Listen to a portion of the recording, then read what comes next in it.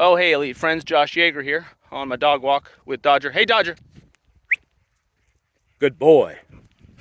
And I was told to do a little video on the services that my company provides through the virtual family office. There's already a video posted somewhere that tells about the estate settlement service. That's where we settle estates twice as fast at half the cost with lower risk.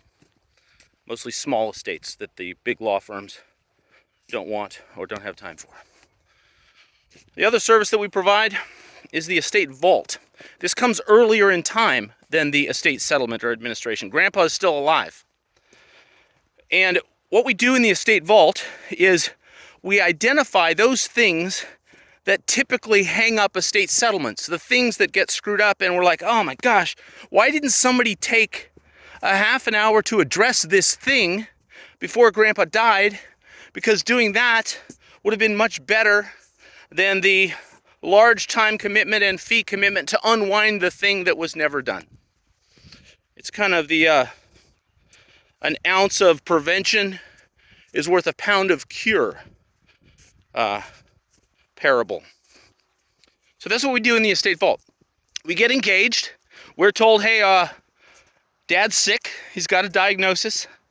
We need to do a sprint. We got like 2 weeks or 30 days to audit everything and make sure everything's square, and anything that isn't square needs to be fixed because somebody is going to be administering the settlement of Dad's estate before the end of the year.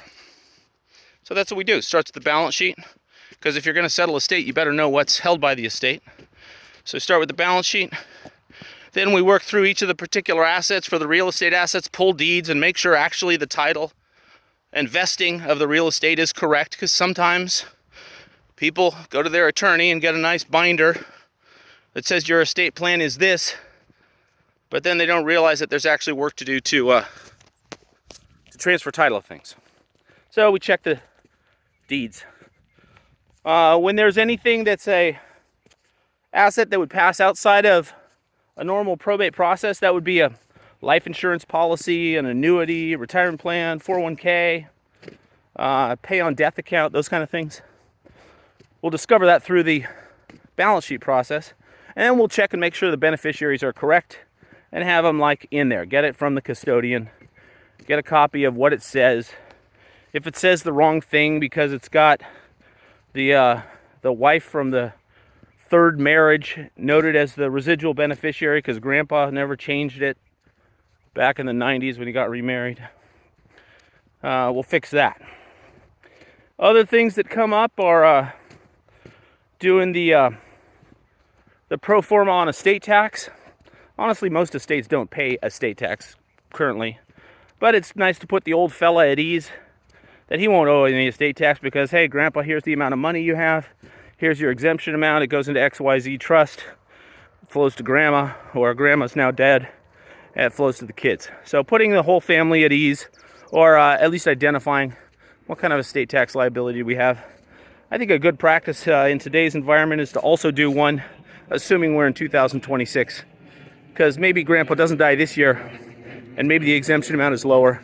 So a lot of maybes from an attorney. Not surprising. But run that estate tax pro forma. Also shows the flow of who gets what. Take that estate planning document, the trust, which is 34 pages of mostly boilerplate language, and turn it into a narrative that Grandma can understand. Let's say it that way. That's helpful for the successor trustee to understand the kind of flow, and the current living beneficiaries understand the flow. Other things that would be done within this estate vault process. Any instructions Grandpa has around personal property. Hey, who gets the 64 Mustang so the kids don't fight about it? Let's just write it down. Grandpa, is that stamp collection really valuable, or is it just junk? Coin collection, that comes up all the time. Where's the key to the safety deposit box? These kinds of things. Contact list, passwords if Grandpa wants to throw them in the vault. So it's basically get everything in the vault, because you're going to need it pretty soon. We do that for $3,000. It's a sprint. we get it done. In my experience, it helps settle the estate faster when done. That's all I got, folks. Call us if you or someone you love got that diagnosis and you think that process would be helpful. Ciao.